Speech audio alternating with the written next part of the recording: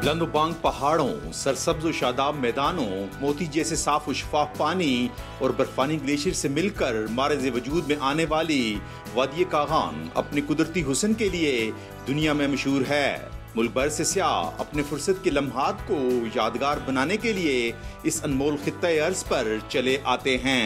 कराची से आई हूँ और मैं तकरीबन कोई 20 साल से नारान आ रही हूँ और मुझे ये जगह बहुत पसंद है।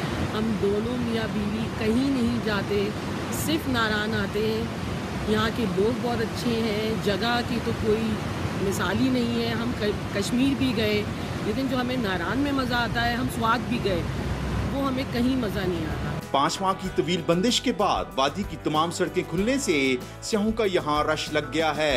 ये रोड सारे खुल गए, सब लोगों को दावत दे रहे हैं कि इंशाल्लाह इस मौसम में इस नारान में आए, थे की रश बन गई है, लेकिन फिर सब लोग जो रह गए उनको दावत दे रहे हैं कि वह इंशाल्लाह आए और इस मौसम का लुत्फ लें। वादी कागान में मौजूद ग्लेशियर सारा साल बर्फ से ढके रहते हैं, जिससे यहाँ की आबो हवा मैसूर कुन रहती है। निसार अहमद खान, डॉन न्यूज़, मानसरा।